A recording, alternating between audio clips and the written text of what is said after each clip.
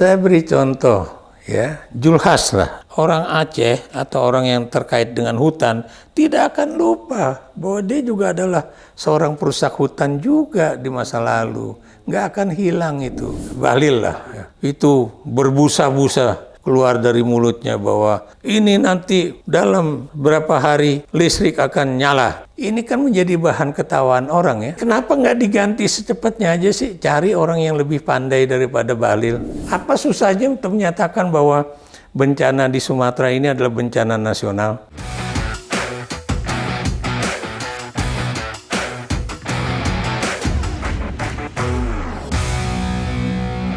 Kembali bersama saya di Abraham Samad Speak Up. Netizen, seperti biasanya hari ini saya menghadirkan tamu yang luar biasa.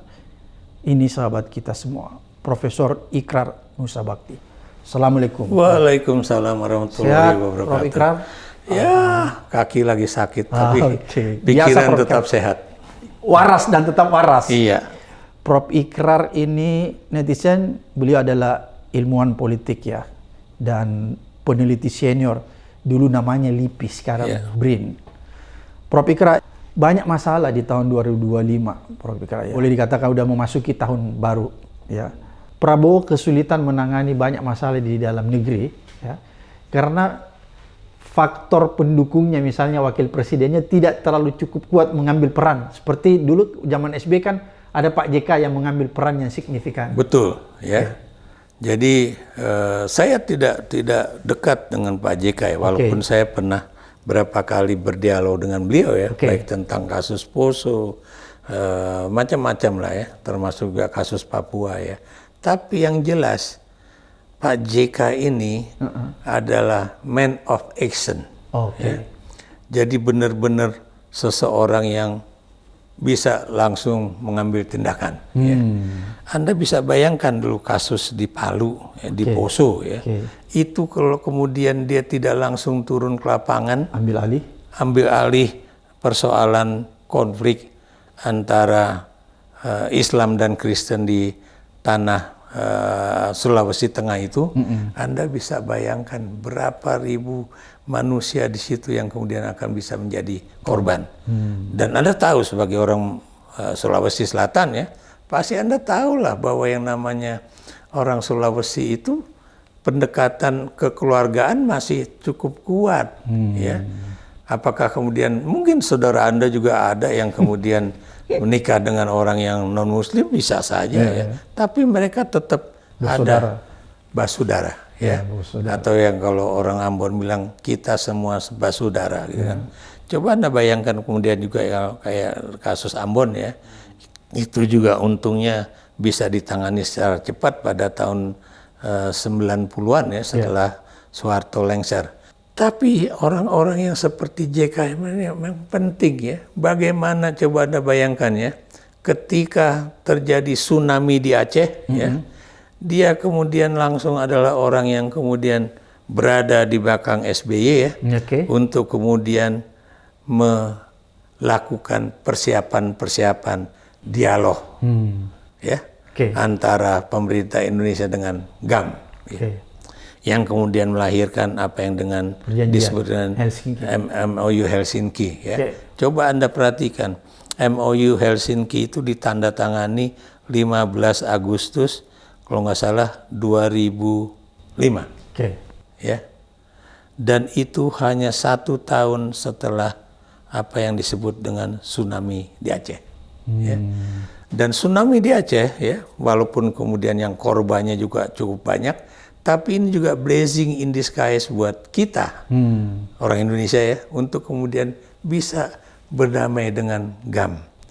Dan orang dari GAM juga diberikan kesempatan untuk kemudian melakukan perundingan, bukan antara G2G ya, tapi ini antara dalam tanda kutip pemberontak dengan pemerintah lah ya. Dan Anda lihat ya, terjadi, selesai. Ya, jadi itu. Prof. Ikrar mau katakan bahwa memang dibutuhkan juga wakil presiden yang mumpuni ya, yang yang tahu persoalan. Ya. Dan menurut saya JK ini memang punya satu pengalaman hidup yang cukup panjang. Jadi Prof. Ikrar mau katakan ini tidak dimiliki oleh Gibran ya. Betul. Sehingga dia tidak bisa berbuat apa-apa. Itu yang kemudian saya bilang ya seperti Anda ini kan juga kemudian tidak menjadi orang besar dalam waktu sekejap kan. Ada perjalanan hidup baik dalam bidang pendidikan maupun pengalaman sebagai seorang lawyer misalnya kan. Itu pasti juga harus dijalani. Sekarang saya mau nanya sama Anda, emang anak-anak Jokowi punya mengalami pengalaman tersebut ya? Enggak. Termasuk juga Kaisang ya. Hari ini diterima menjadi anggota partai politik ya. 2 hari kemudian udah menjadi pemimpin di partai politik tersebut ya. Ya begitulah ya. Jadi seakan seperti sulap, dan ini benar-benar terjadi karena mereka semuanya anak presiden gitu kan. Coba kalau dia nggak anak presiden, apakah kemudian Prabowo juga mau menggandeng mereka ya, khususnya Gibran ya, untuk menjadi pendamping dia dalam presidential election 2024 yang lalu. Prof Ikra, bagaimana Prof Ikra melihat? Ini kan juga ada pembantu-pembantu presiden, diantaranya menteri-menteri yang harusnya juga bisa membackup, bisa memberikan kontribusi yang cukup kuat dalam setiap permasalahan yang terjadi. Tapi ini kan kita lihat kelihatannya menteri-menterinya juga tidak bisa berjalan semaksimal mungkin yang kita bayangkan. Saya beri contoh ya, Julhas lah. Ya. Ini juga sebetulnya dia adalah seorang politikus yang harusnya ya cukup lama pengalaman politiknya ya. Tapi coba Anda perhatikan, dia malah berupaya untuk apa istilahnya itu, menarik simpati pencitraan dengan angkat beras di punggung gitu kan. Harusnya ya nggak seperti itu loh. Dan biar bagaimanapun ya, orang Aceh atau orang yang terkait dengan hutan tidak akan lupa bahwa dia juga adalah seorang perusak hutan juga di masa lalu. Nggak akan hilang itu ya. Atau kemudian Anda lihat si Bahlil lah. Ya.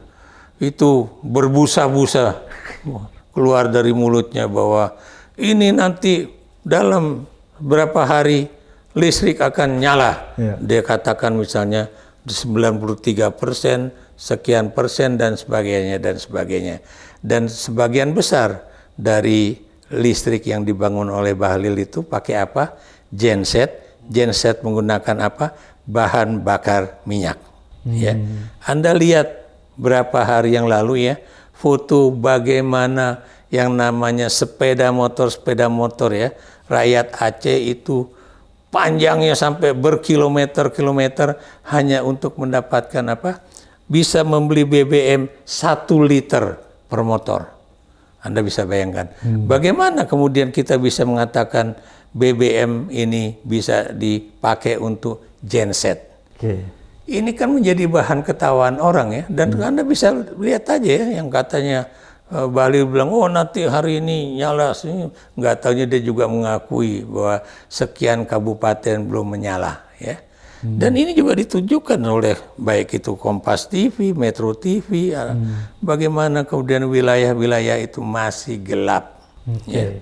Jadi begitulah Bung ya. Kalau buat saya gini, kenapa nggak diganti secepatnya aja sih? Cari orang yang lebih pandai daripada Bahlil, gitu kan? Jadi menurut Prof Ikra, di tahun baru ini ya harusnya Presiden Prabowo sudah harus berani melakukan reshuffle terhadap menteri-menteri yang tidak tepat. Kalau buat saya itu seharusnya ya kalau di dalam perhitungan Rocky Gerung itu harusnya kan bulan Agustus tahun ini ya.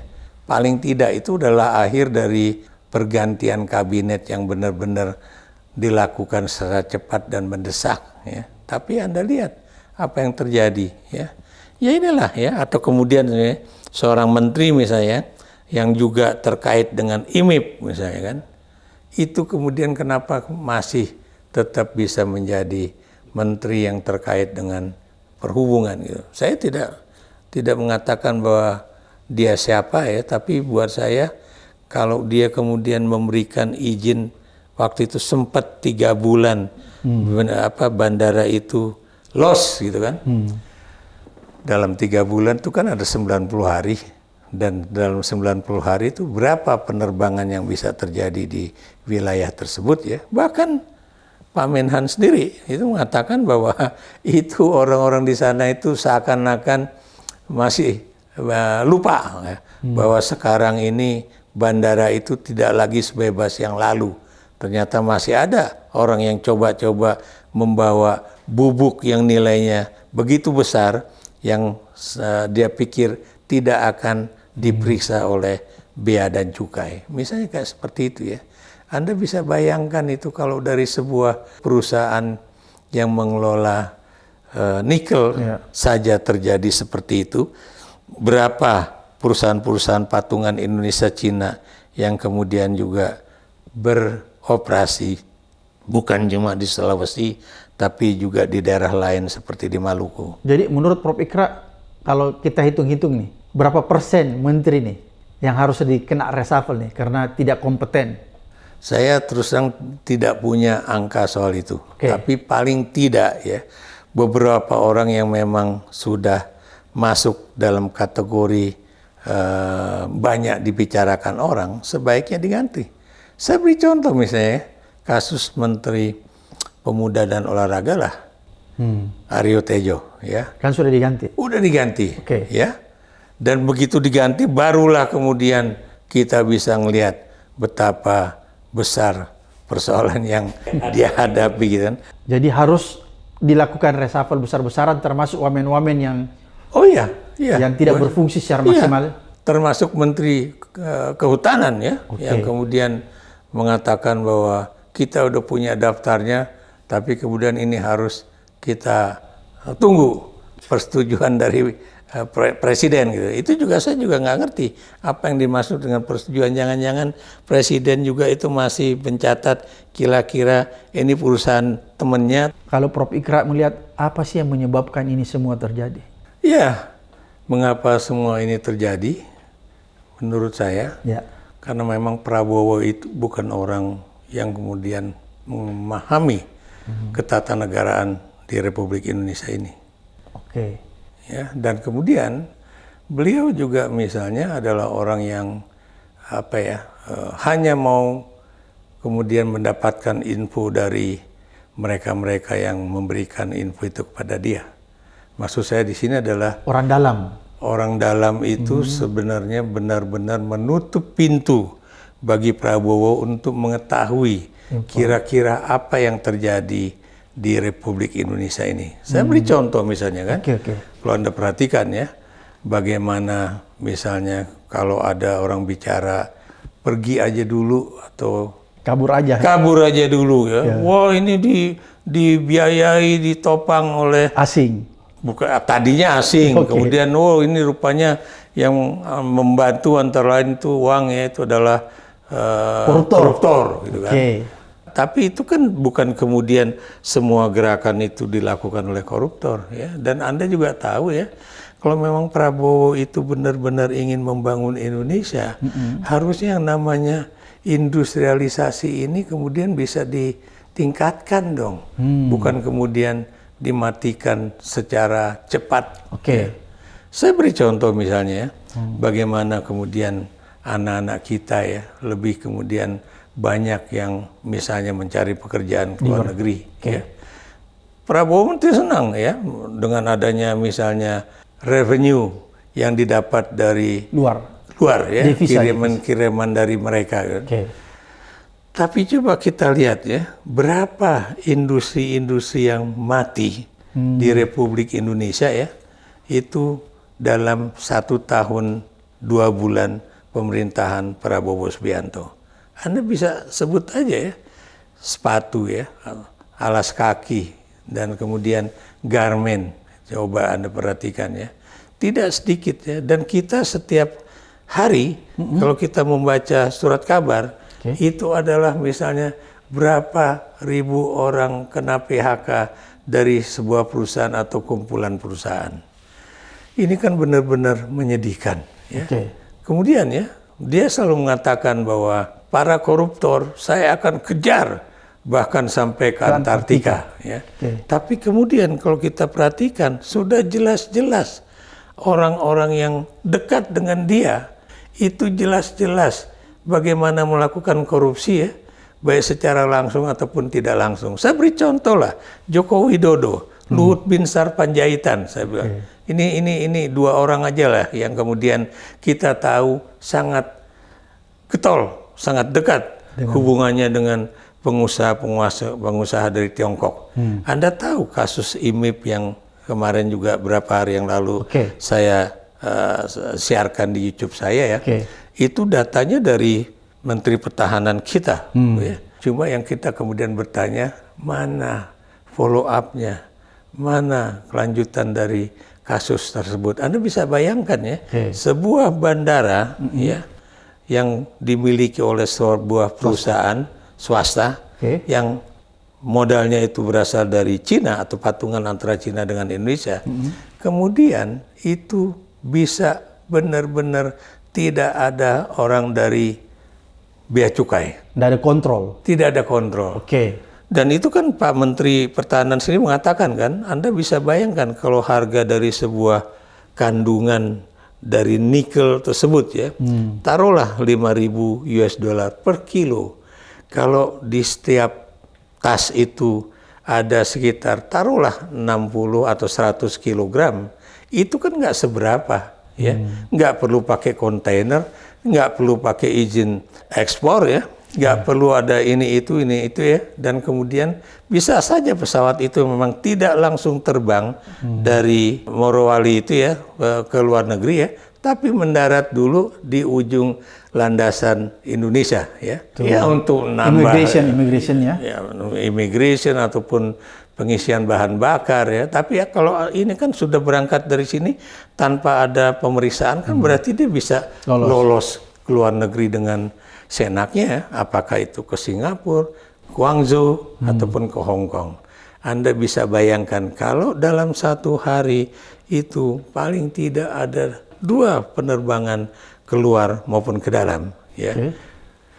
Berapa yang kalau kita lihat ya, berapa dalam 1 tahun itu penerbangan itu terjadi, dan berapa kekayaan alam dari Republik Indonesia itu kemudian lari ke luar negeri ya. Jadi Prof. Ikrar mau katakan misalnya kita ambil satu contoh aja nih, peristiwa IMIP. Kalau ini dibiarkan oleh negara dan negara tidak hadir, ini betul-betul seolah-olah bahwa kedaulatan negara kita ini sudah tidak ada lagi ya? Betul ya. Jadi kalau misalnya Menham udah mencoba agar ini kemudian diambil alih oleh Indonesia, tapi pertanyaan saya, bagaimana yang namanya Kejaksaan Agung, polisi dan juga KPK ini baik sendiri-sendiri ataupun bersama-sama melakukan suatu penyidikan ataupun penyelidikan dulu ya mengenai persoalan itu.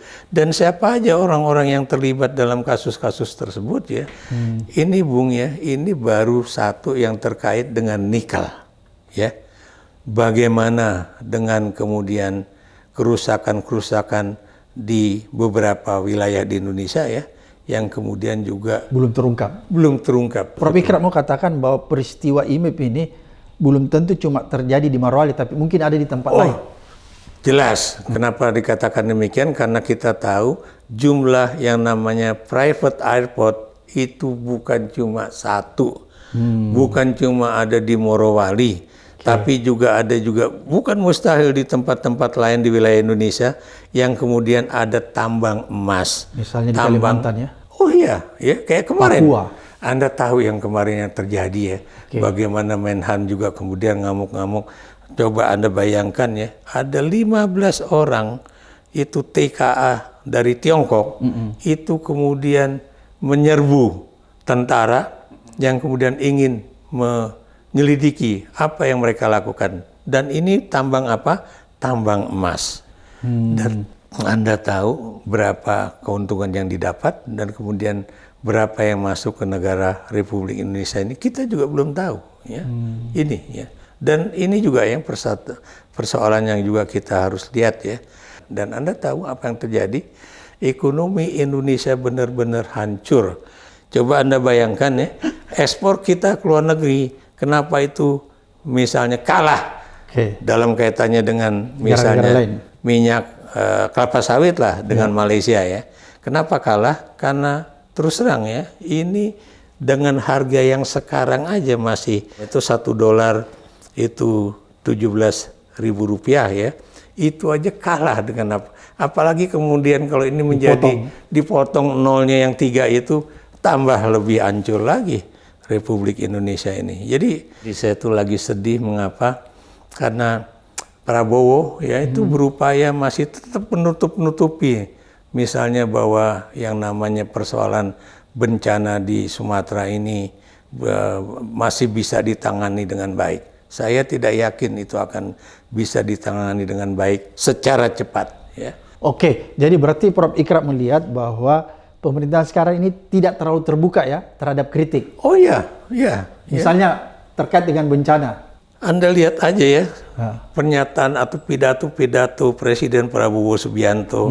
Saya terus terang ya, itu sampai berapa bulan yang lalu saya masih tetap menjadi pendukung dia loh. Maksudnya daripada misalnya Jokowi kemudian melakukan suatu tindakan tertentu yang kemudian menjadikan anaknya sebagai presiden. Ya. Waktu itu saya masih berpikiran begitu. Tapi kalau lihat Bencana.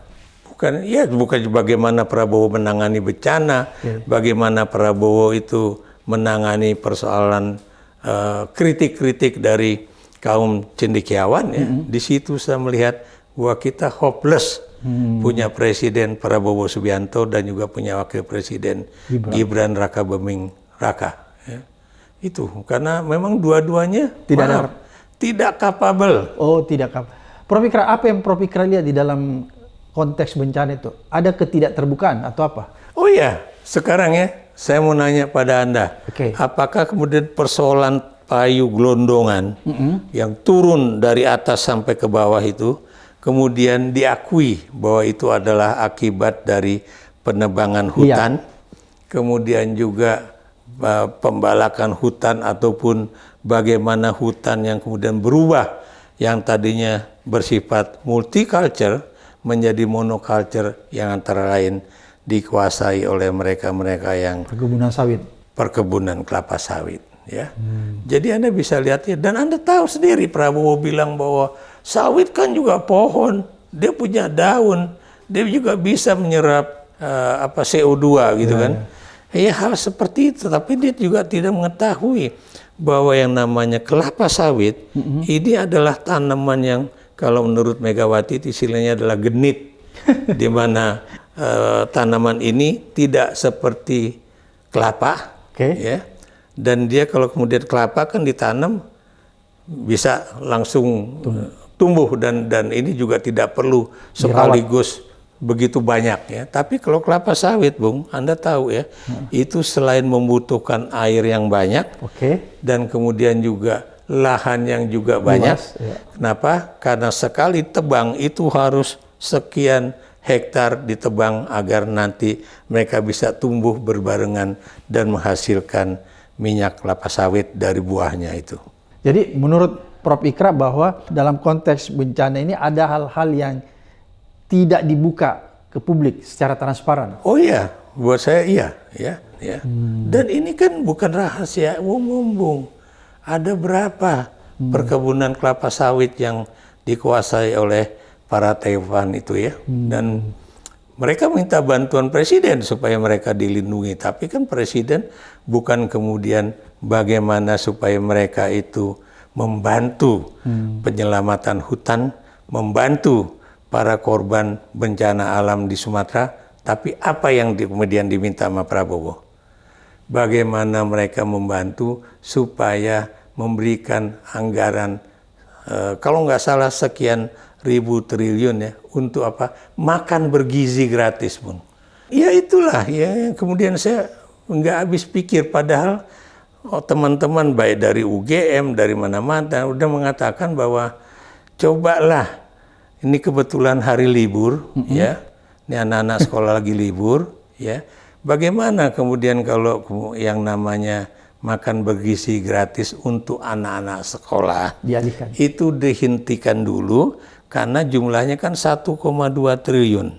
Tapi kan coba apa yang terjadi sekarang, anak-anak sekolah orang tuanya tidak diwajibkan untuk datang sekolah mengambil makan. Loh, kenapa saya bisa cerita ini? Karena kebetulan aku juga masih punya anak yang dapat MBG itu. Iya. Jadi diwajibkan datang ke sekolah? Datang, coba bayangkan. Akhirnya istri saya bilang, kasih aja tuh teman membutuhkan dan tolong dikasih juga pada yang lain. Jadi Itu yang terjadi, dan Anda juga tahu bagaimana komentar-komentar dari tenaga-tenaga ahli kesehatan ya, baik itu dokter, baik itu apa namanya tuh, macam-macam ya, udah mengatakan ya, kalau memang lagi liburan ya udah, masa anak-anak orang tuanya suruh datang ke sekolah. Akhirnya sekarang barulah berubah ya, supaya ini hanya bentuk orang hamil dan anak balita, kan begitu.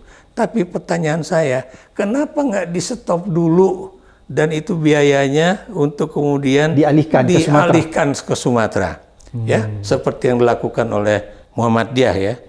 Ya, itu kalau nggak salah Busro Mukodas itu pernah mengatakan, coba tolong apa yang misalnya uang-uang yang dimasukkan ke dalam kotak amal pada hari Jumat, tolong Anda alihkan ini untuk bantuan ke Sumatera, dan terkumpul berapa? 70 miliar kalau nggak salah ya. Itu kan juga anggaran yang tidak sedikit, Bung. Itu. Dan kemudian kita juga lihat ya, maaf saya ngomong terus terang aja, seorang menteri dalam negeri coba bayangkan, sampai kemudian benar-benar diperingatkan oleh seorang mantan petinggi Malaysia ya. Dulu zaman Pak Harto ya, Anda tahu kalau misalnya Pak Harto dapat bantuan dari Malaysia sebesar apapun ya, dari siapa, Pak Harto langsung jawab terima kasih. Ini enggak, langsung kemudian membandingkan, itu uang sekian itu, taruhlah itu sampai miliaran gitu, itu kecil dibandingkan dengan dana yang dikeluarkan oleh pemerintah untuk pembangunan kembali di Aceh kan. Ini kan benar-benar melukai ya? Melukai, bukan saja melukai ya, tapi juga benar-benar penghinaan lah terhadap orang-orang yang benar-benar ingin membantu. Nah, itu yang makanya banyak orang juga mengkritik ya. Kenapa sih, apa susahnya untuk menyatakan bahwa bencana di Sumatera ini adalah bencana nasional ya. Kalau Anda perhatikan ya, bagaimana pemerintah Thailand menyatakan ini bencana nasional dan kami akan membantu 1 miliar per keluarga yang terkena bencana di wilayah Thailand bagian selatan ya. Dan kita baru berapa hari yang lalu ya, itu kemudian Menteri Sekretaris Kabinet ya, itu mengatakan bahwa ini kalau ada yang meninggal dapat kalau nggak salah 15 juta rupiah ya, tapi kalau luka-luka 8 juta rupiah ya. Coba Anda bayangkan ya, ini kan juga hampir sama dengan biaya kalau Anda mengalami kecelakaan dan Anda dapat yang namanya santunan dari Jasara Harja. Oke, Prof. Ikrar, apa yang Prof. Ikrar ingin bandingkan ya, kalau di masa-masa lalu kan pasti Prof. Ikrar sendiri bisa membandingkan antara kebijakan-kebijakan yang diambil pemerintah setiap ada bencana atau ada persoalan-persoalan yang mendasar. Apakah menurut Prof. Ikrar pemerintah sekarang ini tidak punya roadmap sehingga tidak menemukan konsep yang tepat untuk bisa keluar secepat mungkin atau menanggulangi bencana secepat mungkin? Kalau Anda melihat ya, apakah itu Instagram ataupun TikTok dari anak-anak muda Indonesia ya, mengenai apa yang dilakukan oleh negara. Bagaimana seseorang misalnya, seorang perempuan ya, anak muda mengatakan bahwa di Rusia semuanya ditangani langsung oleh sebuah institusi yang ya, ekivalen dengan BNPB.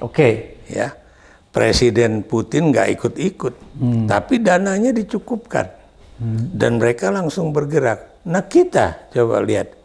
BNPB anggarannya itu bukannya ditambah, tapi malah dari tahun ke tahun makin turun tajam. Ya. Bagaimana kemudian kita bisa mengatasi sebuah bencana? Ya? Apakah kemudian pemerintahan ini tidak siap menghadapi bencana atau kemudian menganggap bahwa bencana itu bukan sesuatu yang sangat penting untuk ditangani? Ini yang jadi pertanyaan kita kan. Saya tuh nggak gini ya, nggak gini aja, Bung. Saya udah berapa kali mengatakan juga ya bahwa bencana itu harus cepat ditanganin. Kenapa? Sebab kalau nanti terjadi lagi banjir susulan ataupun tanah longsor susulan, tapi paling tidak fondasi jalan itu sudah terbangun. Ya. Kalau Anda lihat ya, itu militer yang kemudian bisa menangani, banyak yang juga turun ke lapangan, itu banyakkan dari misalnya mereka yang berada di Aceh, ya, yang kemudian membantu pembangunan jembatan, ya. Tapi kemudian saya juga ingin bertanya, ada berapa jembatan yang patah ataupun hancur di Benar Meriah atau di wilayah Aceh yang terkena bencana, gitu kan? Berapa jalan yang masih belum bisa dilalui, ya? Dan saya terus terang ya, saya melihat untung saja orang-orang Indonesia itu rasa kebersamaan sebagai anak-anak bangsa bukan main, ya. Ketika misalnya kemarin ada permintaan, ya, tolong bantu berapapun uang Anda miliki, mau 5.000, mau 1.000, 10.000, tolong bantu, kami mau membuat MCK di daerah pemukiman-pemukiman. Dan Anda tahu ya, dalam sekejap itu sudah terdapat sekitar 300 juta rupiah, ya. Dan yang membantu itu banyak sekali. Ada yang misalnya dia punya duit 15 juta, dia bayar 15 juta. Ada yang uangnya kecil, ya. Tuh, ya itulah yang bervariasi, terjadi. ya? Bervariasi. Dan kenapa? Dia bilang nggak usah bantu lagi dalam bentuk pakaian karena ini udah cukup banyak lah. Tapi coba MCK. Kenapa? Kalau Anda nonton di TV, bagaimana ibu-ibu itu kenapa juga sedih? Ya beginilah kondisi kami. Bilang, kami ini kalau mau mandi susah, mau buang air besar atau buang air kecil susah. Nah makanya ada gerakan membangun MCK itu sangat baik. Bagaimana misalnya kalau saya bandingkan ya, bagaimana apa yang dilakukan oleh Ferry Irwandi, ya, seorang yang dulu bekerja di Kementerian Keuangan yang udah keluar, dan sekarang kemudian bagaimana dia membangun supaya di daerah-daerah itu bisa lampunya menyala dengan solar panel, ya. Memang solar panelnya ada yang kecil, yang penting untuk bisa menyalakan lampu di kampung-kampung, tapi juga ada juga yang kemudian genset yang kemudian dibantu dengan solar panel untuk siapa? Untuk supaya rumah sakit itu bisa nyala kembali, ya. Jadi hal-hal ini buat saya terus terang ya, saya benar-benar bangga sama anak-anak muda Indonesia ya, bahwa mereka itu masih punya empati dan juga kebersamaan ya, walaupun memang persoalan dalam kaitan dengan bencana ini memang tidak sedikit ya. Saya beri contoh misalnya membangun MCK ya, karena memang mereka udah nggak punya uang, mau nggak mau tenaganya mesti dibayar lah gitu. Tapi ya itu nggak jadi soal, yang penting mereka bisa hidup, bisa menjalankan kehidupan di masa-masa berikutnya begitu. Prof Ikrar, ini kan kalau kita membandingkan ya, waktu kasus tsunami Aceh, SBY itu kan tanggap karena didukung oleh wakil presiden yang luar biasa, ada Pak JK pada saat itu yang bisa membantu, bisa konsentrasi juga. Ini kan kelihatannya Pak Prabowo kasihan juga ya, karena dia kayaknya sendiri, karena wakil presidennya tidak bisa membackup full. Wakil presidennya ini kan kelihatannya nggak punya kemampuan, nggak punya konsep bagaimana menangani bencana ini. Beda dengan waktu zaman SBY, Pak JK itu punya konsep yang jelas kan dalam penanggulangan bencana. Kalau Prof Ikrar lihat sendiri, gimana sih peran wakil presiden ini sekarang? Hopeless. Buat saya hopeless. Kenapa saya katakan hopeless ya? Saya terus terang, saya mungkin setuju dengan analisis dari RRT ya. RRT itu Rismond, Roy Suryo, dan Tifa, bahwa dia memang tidak punya ijazah SMP. Jangankan ijazah SMA ya, ijazah SMP dia pasti nggak punya. Kenapa? Karena dia juga tidak lulus dari SMP di Indonesia, ya. Karena waktu itu dia harus keluar dari sekolahnya karena ada faktor X ya, yang terkait dengan obat lah gitu. Saya nggak mengatakan apa yang saya maksud dengan obat. Dia katanya sekolah di Singapura dan kemudian katanya dia mengambil suatu elementary school ya, di elementary, dan kita juga tahu elementary school itu hanya untuk SMP sampai tingkat kelas 1 SMA, ya. Tidak sampai lulus SMA, ya. Kemudian bagaimana kemudian dia bisa nanti kemudian bisa lanjut sekolah di Australia, ya? Kenapa? Karena kalau Anda nggak punya ijazah SMA, mana mungkin Anda kemudian bisa masuk di UTS Insert, ya. Jangankan UTS loh ya, di UTS Insert-nya aja nggak bisa. Gimana mau bisa orang nggak punya ijazah? Jadi begitu. Jadi dan itu selalu ditutup-tutupi, dibohong-bohongi bahwa dia lulus dari UTS dan sebagainya gitu kan. Tapi coba kita lihat benar nggak itu, ya. Jadi begini Bung, maksud saya. Memang Prof. Ikrar melihat bahwa sekarang kasihannya Pak Prabowo sebagai presiden karena wakil tidak berperan. Dan mengapa juga kemudian Prabowo yang katanya dia udah tahu segalanya tapi tidak ada yang kemudian lakukan untuk menggeser Gibran misalnya kan. Kenapa ya? Karena buat saya ya tidak ada itu misalnya bahwa dia itu menjadi presiden gara-gara Joko Widodo. Nggak bisa ya. Karena itu adalah suatu proses yang memang ya, saling mendukung satu sama lain. Jangan kemudian bukan karena Jokowi ya? Bukan karena Jokowi, ya. Nah itu juga ada juga dari bagaimana polisi itu membantu ya. Jadi Prof. Ikrar mau katakan bahwa pemerintahan sampai hari ini tidak melakukan penetapan sebagai bencana nasional itu dikarenakan mungkin saja pemerintah kali ini tersandra oleh para oligarki yang punya perusahaan-perusahaan. Bukan cuma oligarki. Ini kan seperti yang dikatakan oleh Pak Emil Salim ya. Sebetulnya apa yang terjadi di Sumatera tersebut ya, atau di wilayah yang sekarang juga mulai juga terjadi di Kalimantan. Ini karena apa? Karena keserakahan. Dan Prabowo tahu soal itu. Karena apa? Karena dialah yang kemudian menggelorakan atau mempopulerkan istilah yang disebut dengan Serakanomics. Sebagai seorang Muslim ya, kita tahulah bahwa namanya Islam itu adalah agama apa? Rahmatan lil alamin. Rahmat bagi sekalian alam, bukan cuma bagi manusia. Ya, bagi alam juga ya. Bagi alam juga. Berarti kita disuruh menjaga alam dengan betul. Makanya kemudian di dalam maaf ini saya juga ini terkait dengan bagaimana khotbah Natal kemarin. Itu antara lain juga bicara mengenai bagaimana supaya yang namanya manusia dengan alam itu bisa bersatu kembali. Karena memang kalau Anda tidak kemudian peduli kepada persoalan lingkungan, believe it or not ya, itu pasti Anda akan mati ya.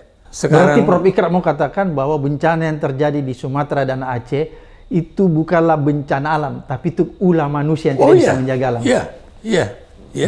Kenapa saya berani mengatakan demikian ya? Karena kalau kita bicara mengenai alam, ini kan persoalan banjir ini kan bukan cuma terjadi di Indonesia ya. Itu TV kita kan berusaha untuk memperlihatkan bagaimana di Amerika Serikat juga sedang terjadi banjir ya. Gara-gara curah hujan yang sangat tinggi. Tapi menjadi pertanyaan saya ya, ini di antara negara Asia Tenggara yang terdekat itu adalah Thailand, Malaysia, dan Indonesia. Mengapa Malaysia kita tidak mendengar ada kasus tanah longsor dan banjir bandang yang begitu besar terjadi di wilayah misalnya Malaysia, baik yang berbatasan dengan Thailand ataupun yang berbatasan dengan Indonesia misalnya. Dan mengapa misalnya sawit-sawit yang ada di Malaysia itu juga tetap aman-aman saja ya. Ini juga menjadi pertanyaan kita juga ya. Dan sekarang Prabowo udah tahu kasus di Aceh itu antara lain juga soal kelapa sawit. Dia pingin kemudian di Papua akan ditanami berbagai kebun-kebun kelapa sawit ya. Yang sebagian besar Bung, ini maaf ya, ini dimiliki oleh konglomerat ya dan tidak sedikit ini juga di belakangnya itu adalah dibackingi oleh Cina. Oh, okay.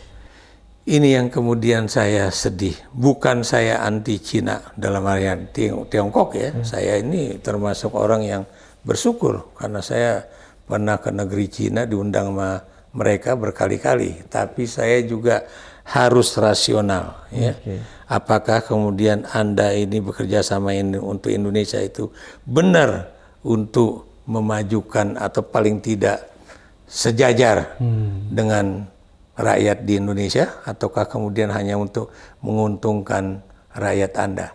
Kasus di PT IMIP, pasti Anda sudah nonton kan, bagaimana di PT IMIP itu paling tidak ada 3 pintu, dan begitu pintu pertama itu digedor sama orang, itu langsung pintu kedua ditutup, supaya ini yang namanya TKA dari Tiongkok itu dimasukkan ke hutan seakan-akan tidak terjadi banyak sekali tenaga kerja asing yang berasal dari Cina.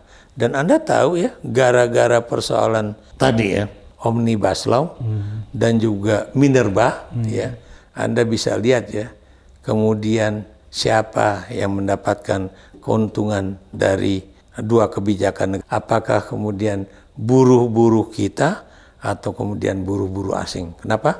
Karena Anda bisa lihat ya, bagaimana persoalan bahasa dicoret, nggak ada lagi soal bahasa. Jumlah tenaga kerja asing yang boleh masuk ke Indonesia juga dicoret ya. Karena di PT IMIP Anda tahu kan, ada berapa ribu orang tenaga kerja dari Tiongkok ya, yang kemudian berada di situ. Dan tidak sedikit dari mereka itu juga tidak punya keterampilan, cuma tukang sapu, tukang bersih-bersih. Yang bisa didapatkan dari Indonesia. Betul, yang bisa didapatkan dari Indonesia. Dan Anda tahu berapa gaji mereka?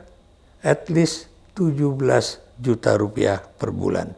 Sementara Anda tahu upah minimum regional di DKI Jakarta saat ini itu aja baru 5.700.000 rupiah.